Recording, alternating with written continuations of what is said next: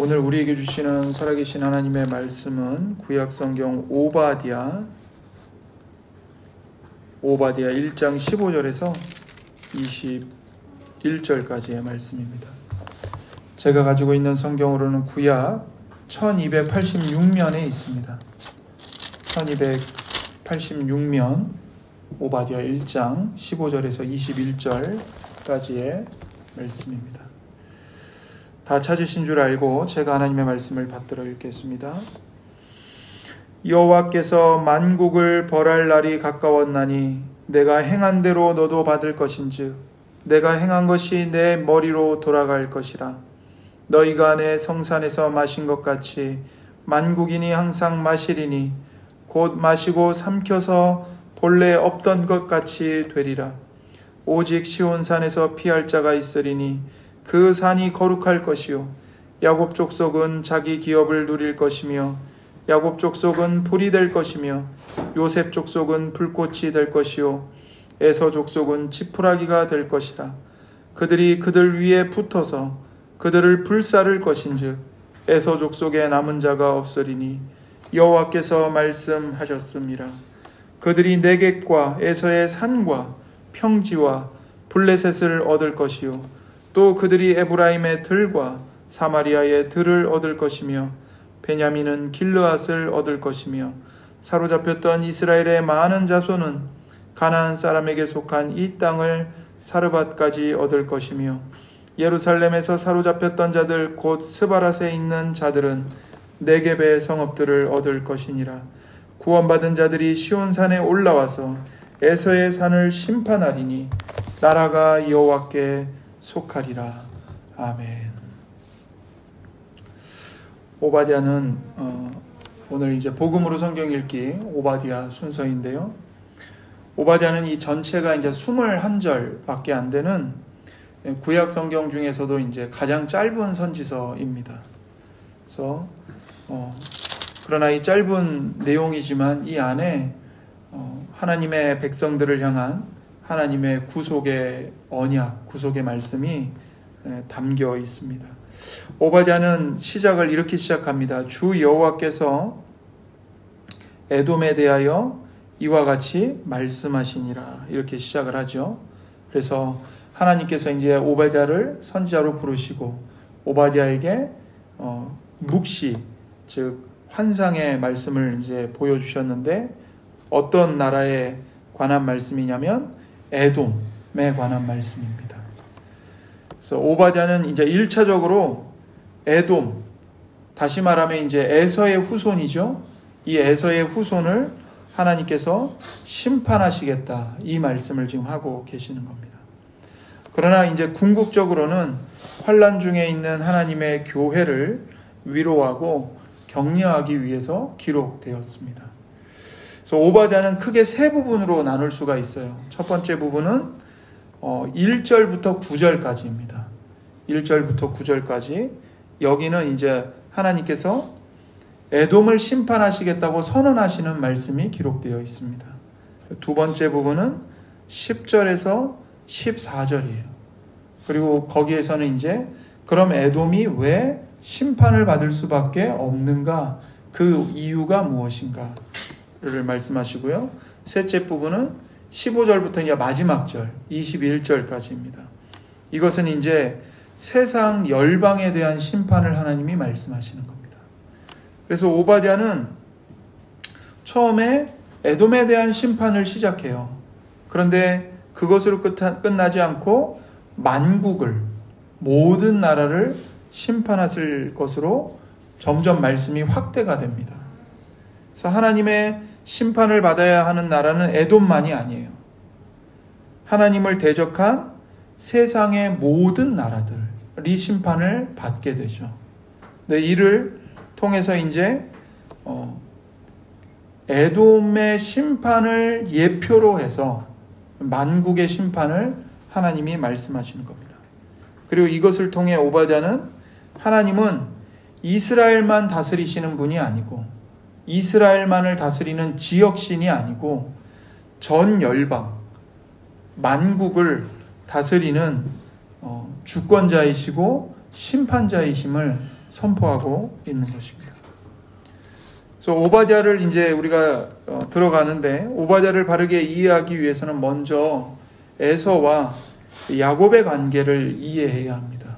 여기 이제 하나님의 백성인 이스라엘, 남유다는 야곱의 후손들이고, 하나님이 심판하시겠다고 말씀하시는 에돔은 에서의 후손들이지 않습니까? 이 에서와 야곱의 관계를 우리가 먼저 알아야 돼요. 잘 아시다시피 에서와 야곱은 쌍둥이죠. 아버지는 누굽니까? 이삭이죠. 어머니는 리브가입니다. 그래서 이삭에게서 에서와 야곱이 나왔는데, 이 리브가의 모태에 있을 때, 쌍둥이로 있을 때 이 에서와 야곱이 엄마 뱃속에서부터 서로 싸웠어요. 서로 먼저 나갈 것인가, 누가 싸웠습니다. 그래서 리브가가 그게 근심이 돼가지고 하나님께 이제 여쭙죠. 하나님, 도대체 모태에서 도대체 이 두 아이가 왜 서로 싸우는 겁니까? 여쭙습니다. 그래서 하나님이 이렇게 응답을 하세요. 두 국민이 너의 태중에 있구나. 두 민족이 너의 복중에서부터 나누이리라. 이렇게 말씀하시는 겁니다. 그러니까 리브가의 뱃속에 에서와 야곱이 있는데,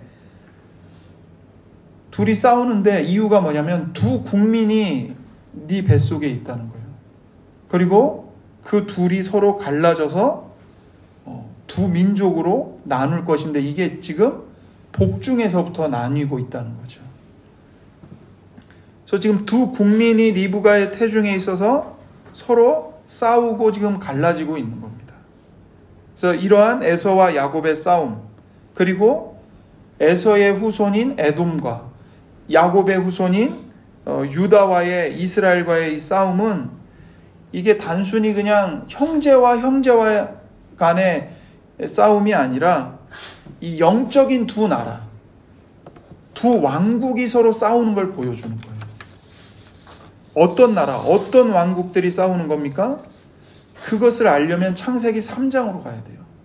창세기 3장 15절에 아담이 범죄하고, 그 범죄한 아담과 하와와 뱀을 향해서 하나님이 차례대로 이제 그 심판을 선언하시는데, 가장 먼저 뱀에 대한 심판을 선언하시죠. 그런데 거기서 3장 15절에 약속을 주세요. 어떤 약속을 주시냐면, 내가 너로 여자와 원수가 되게 하고 너의 후손도 여자의 후손과 원수가 되게 하리니, 여자의 후손은 너의 머리를 상하게 할 것이요 너는 그의 발꿈치를 상하게 할 것이니라. 이 말씀을 하시는 거예요. 뱀을 향해서 하나님이 저주를 선언하시는 겁니다.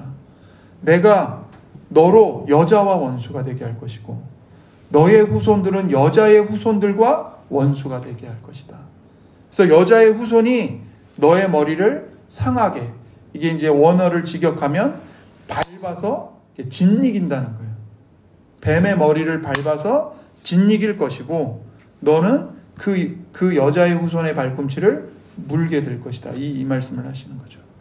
그래서 이미 아담이 타락한 이후에 하나님이 뱀에게는 저주와 멸망을 선언하시면서, 반대로 범죄한 아담과 하와, 인류에게는 뭘 약속하시는 거예요? 구원을 약속하시는 거죠. 그래서 이 뱀에게 하신 저주의 말씀에 뭐가 있는 거냐면, 뱀의 후손과 여자의 후손으로 인류가 갈릴 것이고, 이 뱀의 후손과 여자의 후손 사이에 끊임없는 영적인 전쟁이 치러지게 될 거라고 말씀을 하고 있는 겁니다. 그래서 마귀의 자손들의 왕국, 그리고 여자의 후손, 곧 메시아이신 예수 그리스도의 왕국의 싸움이 일어나는 거예요. 이런 갈라짐과 싸움이 리브가 복중에서도 일어난 겁니다. 그러니까 아무리 이삭에게서 태어났지만 뱀의 후손이 있고 여자의 후손이 있는 거예요. 이 싸움이 오바댜 선지자가 살던 그 시대에도 일어나고 있었던 겁니다. 어떻게 해요? 에서의 후손인 에돔과 야곱의 후손인 이스라엘이 뱀의 후손과 약속의 여자의 후손이 싸우고 있는 거죠. 그래서 구속사의 이런 관점에서 보면 에서와 야곱, 그리고 이제 마지막 이 오바댜에 나오는 이 에서의 산과 시온산의 이 두 줄기는 결국 두 사람의 만남으로 이어져요. 이게 나중에 이제 어디로 이어지냐면 야곱의 줄기에서는 진정한 여인의 후손이신 예수 그리스도가 성육신하셔서 태어나십니다. 약속의 씨로 오시는 거예요. 근데 에서의 줄기에서는요, 헤롯 왕이 나타나는 겁니다. 헤롯 왕. 이 헤롯 왕이 그 당시에 그 유대 지역, 이스라엘 지역을 다스리는 왕이었는데 본래 이 사람이 이스라엘 사람이 아니에요. 에돔 사람입니다. 에서의 후손이에요. 그런데 로마 황제에게 뇌물을 많이 갖다 주고 그 이스라엘을 다스릴 수 있는 왕권을 받은 거예요. 그래서 이 에돔 사람인 그 헤롯이 하나님의 백성들을 다스리고 있을 때 약속의 씨, 여인의 후손인 예수 그리스도가 태어나신 거예요. 그래서 이 헤롯과 아기 예수가 만나자 어떤 일이 일어납니까? 헤롯이 아기 예수를 죽이기 위해서 혈안이 되어서 아기 예수를 찾아요.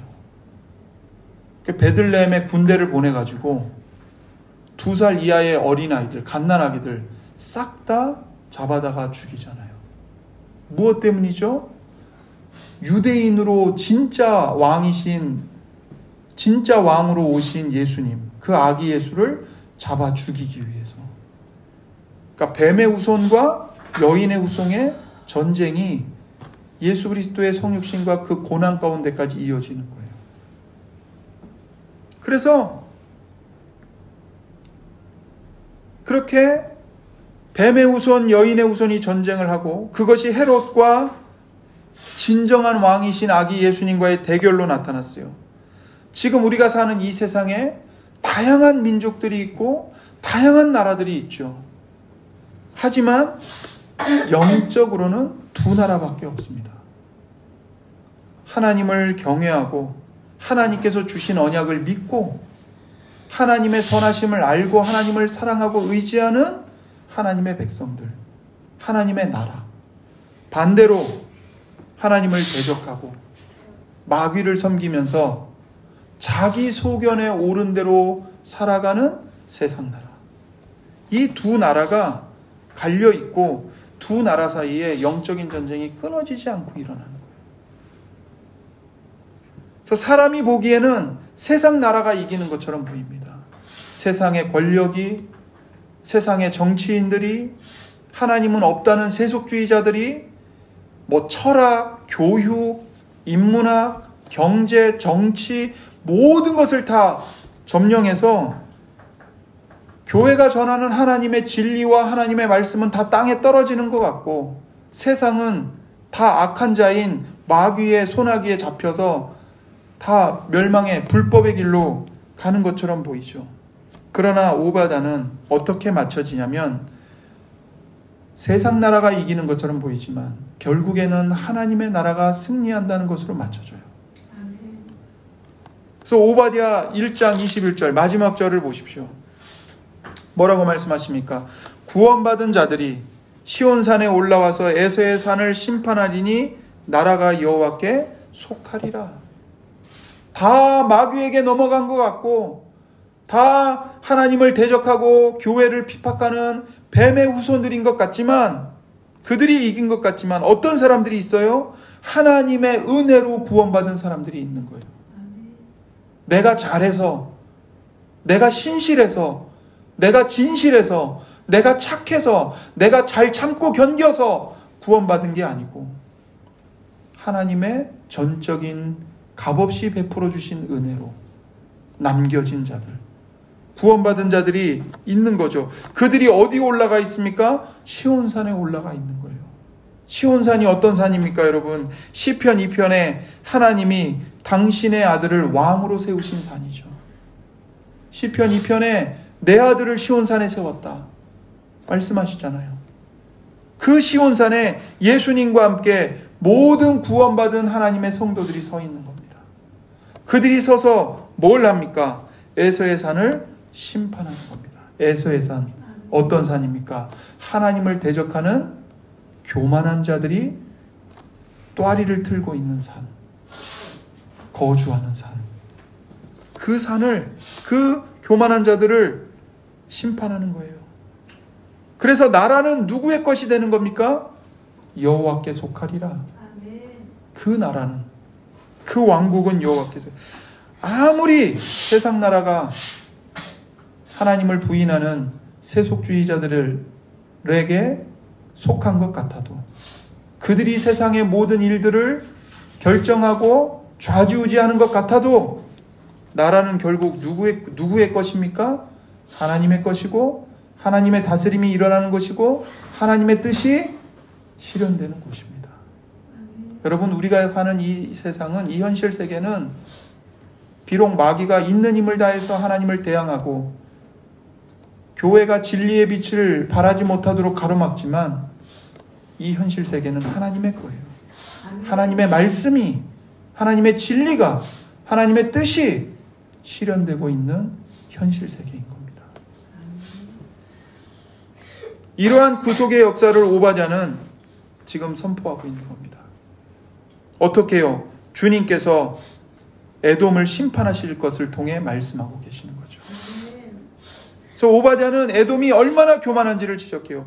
여기서 에돔이 얼마나 교만한지를 지적하는 건 단순히 에돔 족속의 교만함만을 얘기하는 게 아닙니다.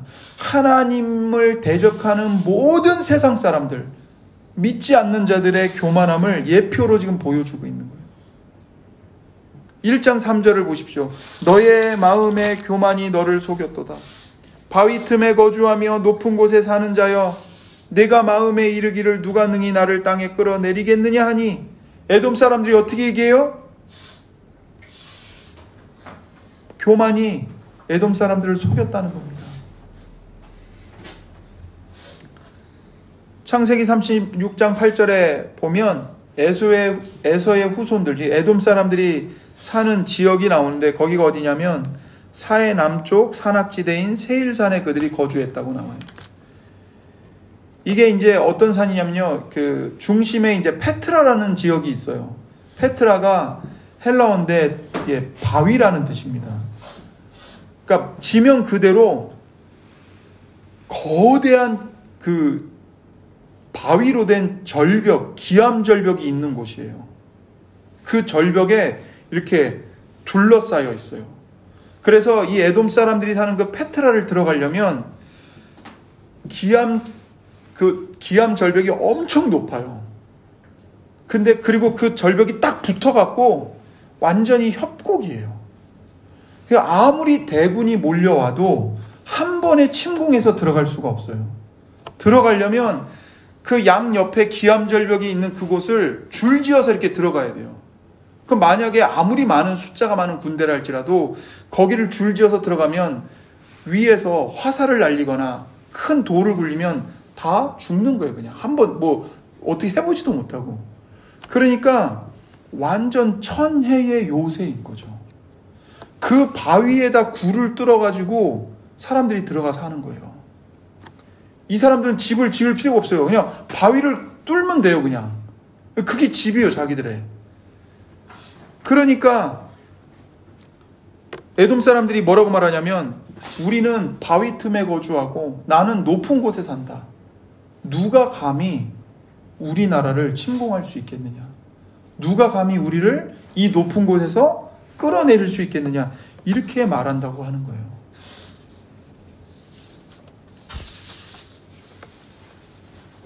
그러니까 그들은 하나님을 피난처로 삼은 게 아니라 하나님이 창조하신 천혜의 요새인 이 페트라, 바위에 지은 집, 바위 속에 지은 집, 그 바위 틈을 믿고서 누가 감히 나를 땅에 끌어내리겠느냐? 교만을 부리는 거죠. 그런데 하나님은 그들을 향해 뭐라고 말씀하십니까? 너의 마음의 교만이 너를 속였도다. 나는 안전하다. 누구도 우리를 건드릴 수 없다. 그 교만에 스스로 속고 있는 거예요. 지금 멸망이 다가오고 있는데, 하나님의 진노와 심판이 임하고 있는데 속고 있는 겁니다. 여러분, 오늘날은 어떠합니까? 스스로 교만에 속고 있는 사람들이 어찌 이 사람들 뿐이겠어요? 내가 쌓아놓은 재물로, 내가 쌓아놓은 명성으로, 내가 쌓아놓은 인맥으로, 내 배경으로, 내 자녀들의 출세로 나는 괜찮다. 우리 가족은 안전하다. 하나님을 피난처로 삼지 않고 세상의 것들을 의지하고 자랑하고 또 그것을 붙잡으려고 달려가는 그 수많은 사람들, 에돔 사람들과 똑같이 교만함에 스스로 속고 있는 거예요. 내가 이것만 가지면 행복할 수 있어. 내 손에 이것이 있는 한 나는 안전해. 다 교만에 속고 있는 거예요. 그래서 교만은 모든 죄의 어미입니다.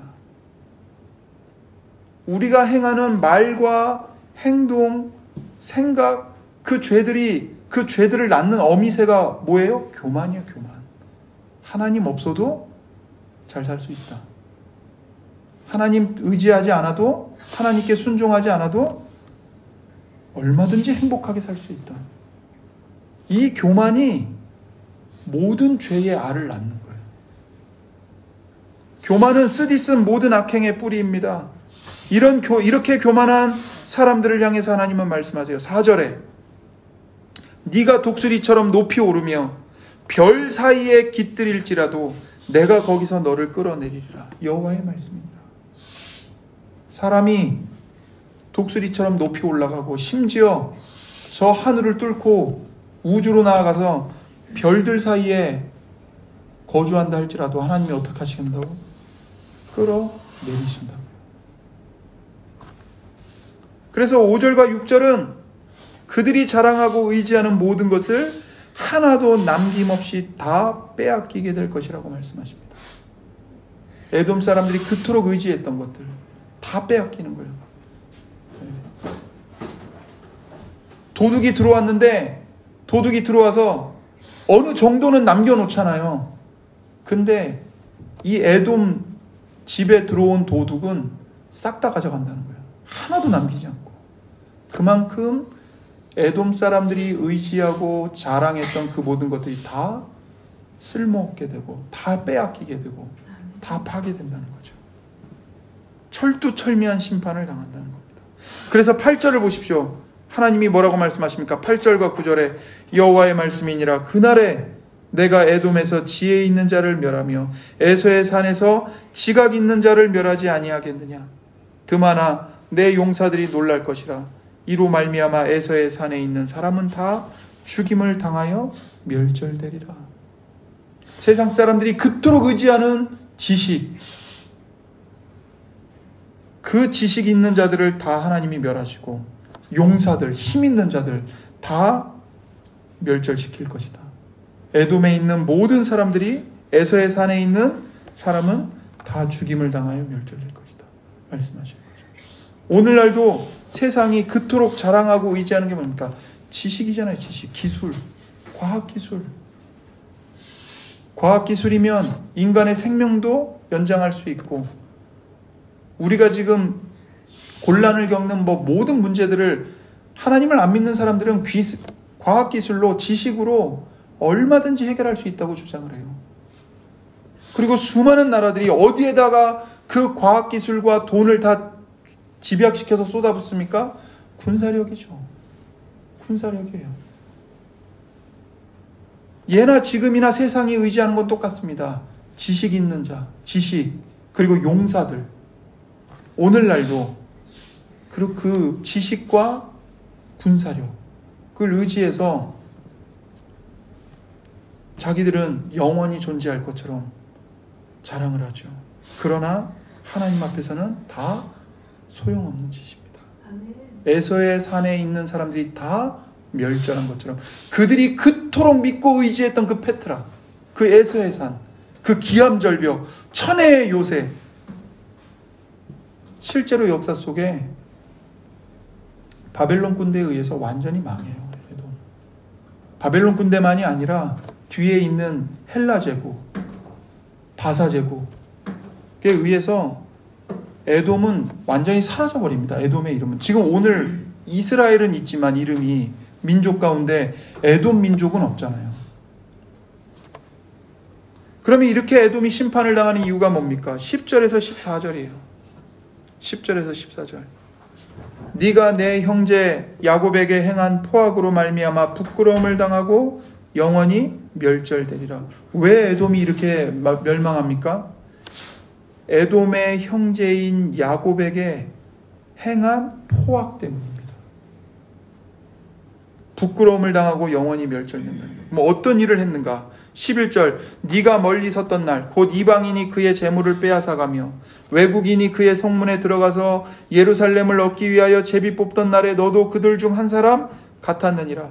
네가 형제의 날 곧 그 재앙의 날에 방관할 것이 아니며 유다 자손이 패망하는 날에 기뻐할 것이 아니며 그 고난의 날에 내가 입을 크게 벌릴 것이 아니며 내 백성이 환난을 당하는 날에 내가 그 성문에 들어가지 않을 것이며 환난을 당하는 날에 내가 그 고난을 방관하지 않을 것이며 환난을 당하는 날에 내가 그 재물에 손을 대지 않을 것이며 내 거리에 서서 그 도망하는 자를 막지 않을 것이며 고난의 날에 그 남은 자를 원수에게 넘기지 않을 것이니라. 에돔과 이스라엘은 본래 한 형제 나라예요. 그런데 이스라엘이 바벨론 군대의 침공으로 멸망당할 때 에돔은 그 예루살렘이 멸망하는 것을 보면서 방관했고, 방관한 정도가 아니라 기뻐했습니다. 야, 드디어 예루살렘이 멸망하는구나. 그리고는 바벨론 군대와 같이 들어가가지고 재물을 약탈하고 도망가는 이스라엘 백성들 못 도망하게 붙잡아갖고 다 원수의 손에 노예로 팔아넘겨버린 거예요. 그래서 시편 137편 7절에 이 시인이 이렇게 하나님께 기도하는 거예요. 여호와여, 예루살렘이 멸망하던 날을 기억하시고 에돔 자손을 치소서. 그들의 말이 헐어버리라 헐어버리라 그 기초까지 헐어버리라 하였나이다. 바벨론 군대가 예루살렘 성벽 다 부수고 하나님의 성전 다 파괴할 때 그걸 보면서 다 부셔버려라 부셔버려라, 아예 기초까지 다, 다시는 이스라엘이라는 나라가 재건되지 못하게 그 기초까지 다 파헤쳐서 뿌리를 뽑아버려라. 에돔 자손들이 그렇게 소리를 지르면서 다녔다는 거죠. 이런 에돔의 모습이 하나님 앞에서는 매우 악한 모습이었습니다. 이스라엘이 에돔의 형제 나라임에도 불구하고 왜 에돔은 이렇게 했습니까? 에돔에게 하나님을 아는 지식이 전혀 없었기 때문이에요. 비록 이스라엘이 그들의 죄 때문에 하나님의 진노를 당하지만 이스라엘은 어떤 나라죠? 이스라엘은 온 세상을 구원할 메시아를 보낼 통로인 거예요. 메시아 언약을 보존하고 있는 하나님의 교회입니다. 그래서 13절에 뭐라고 말씀하십니까? 내 백성이 환난을 당하는 날에, 환난을 당하는 이스라엘을 향해서 하나님이 뭐라고 말씀해요? 내 백성. 아브라함과 이삭과 야곱에게 주신 하나님의 은혜 언약이 얼마나 중요한 것인지를 전혀 모르기 때문에, 무지하기 때문에 이스라엘의 멸망을 그들은 그토록 기뻐하면서 악을 자행했던 겁니다. 또한 에돔은 예루살렘의 멸망을 보면서 자신들의 교만을 회개해야 했어요. 우리에게는 같은 죄가 없는가?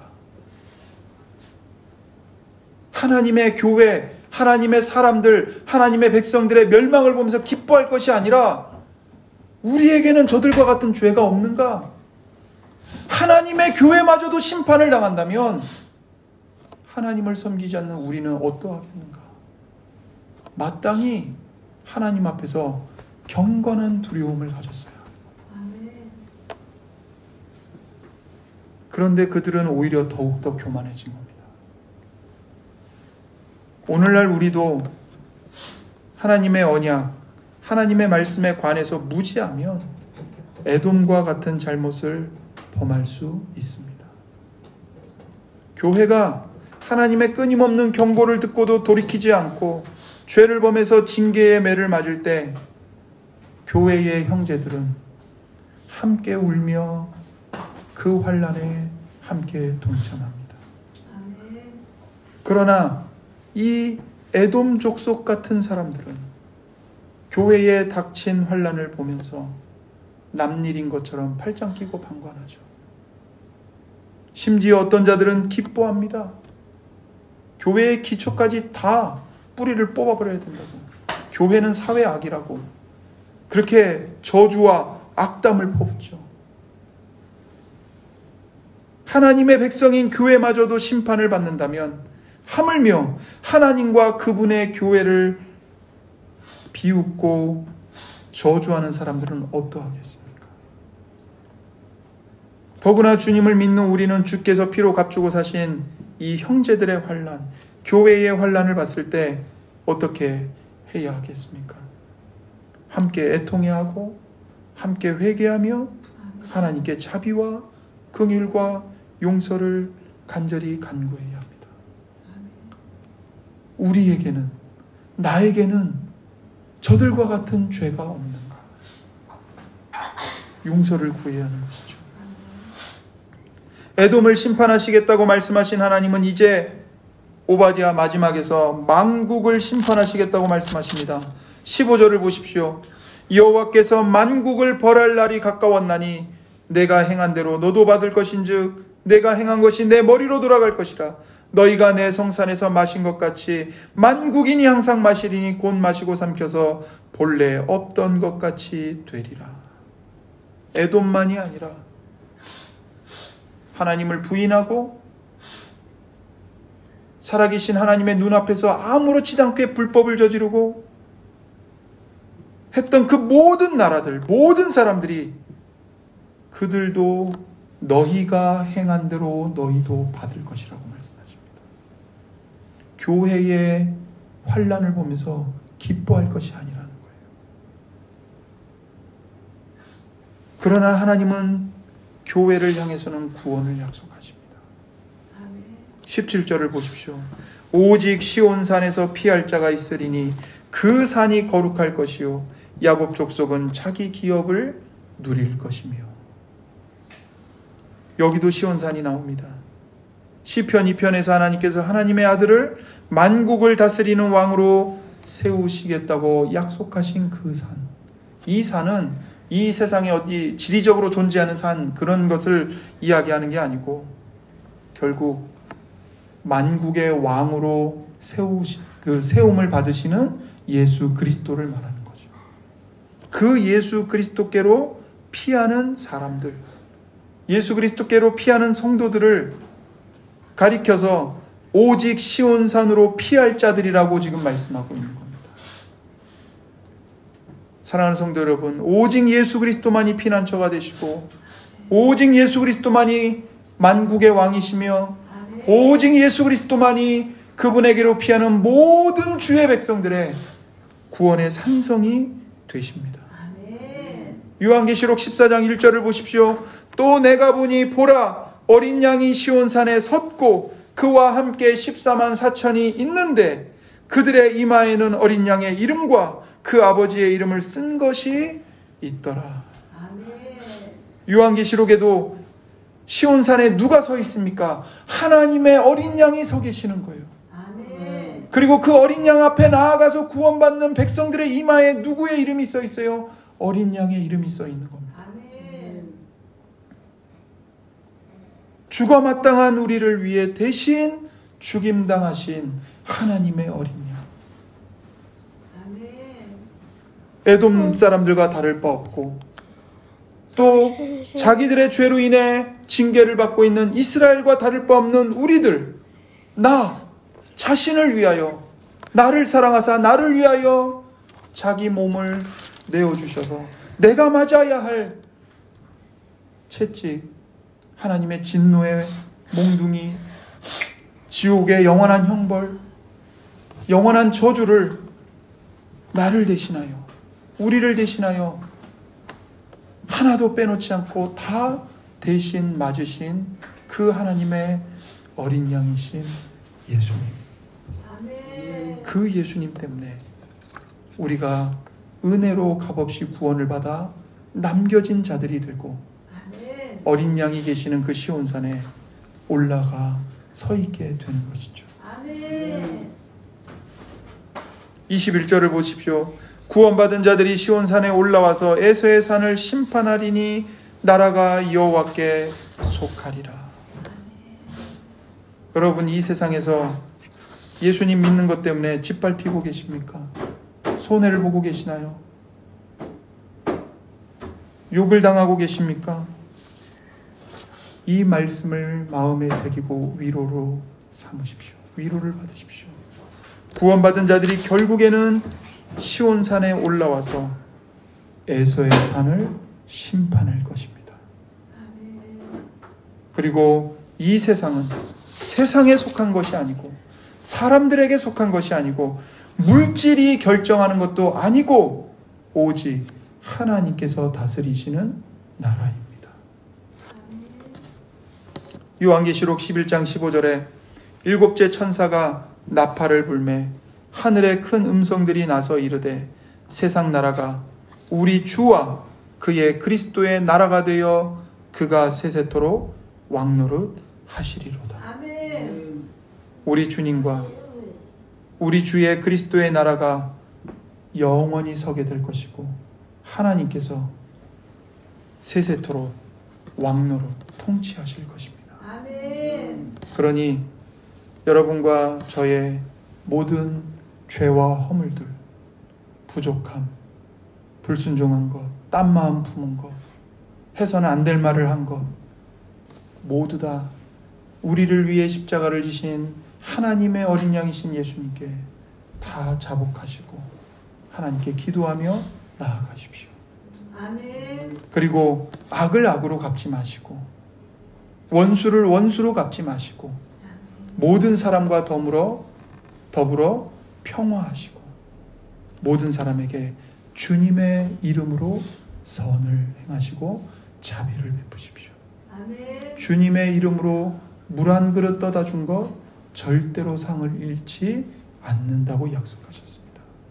여러분이 여러분의 원수에게, 여러분을 이유가 없이 괴롭히는 사람들에게, 세상의 어떤 아주 그 손톱만한 힘을 가지고 여러분을 억누르는, 여러분을 조종하려고 하는 그 사람들에게 주님의 이름으로 물 한 그릇 주십시오. 절대로 상을 잃지 않을 것입니다. 그리고 그것이 바로 그들의 머리 위에 숯불을 올려놓는 일이 됩니다. 원수 갚는 것은 누가 갚으십니까? 하나님이 갚으시는 겁니다.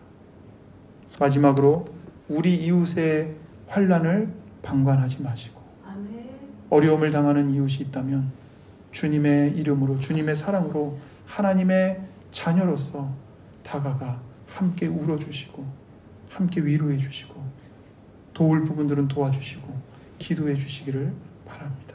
아멘. 이웃뿐만이 아니고 우리 주 안에서 형제된 자들에게도 또 그런 선한 일들을 먼저 기쁘게 행하시는 모든 주의 성도들이 되시길 주님의 말씀으로 권면드립니다. 기도하겠습니다. 하나님 아버지 감사합니다. 오베냐를 통해서 하나님 앞에 교만한 자들이 결국에는 어떤 최후를 맞이하는지 하나님 우리가 말씀을 통해 교훈받았습니다. 하나님 우리 자신들은 그러한 교만이 없는지를 돌아보게 하여 주옵소서. 하나님 실은 제 자신도 우리도 예수님 앞에서 얼마나 교만한 자들이었는지 모릅니다.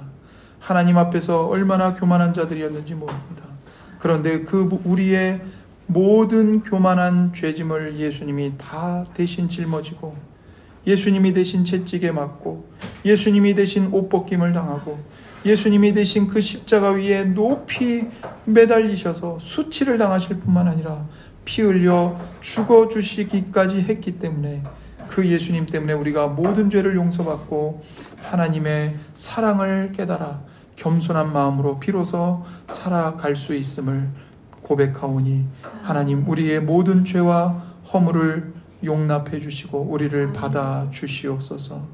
하나님 앞에 끝까지 겸손하고 오직 예수님만을 의지하고 십자가에 못 박힌 예수 그리스도만을 자랑하는 우리 모두가 되게 하여 주옵소서. 우리 구주 예수님의 이름으로 기도드립니다. 아멘.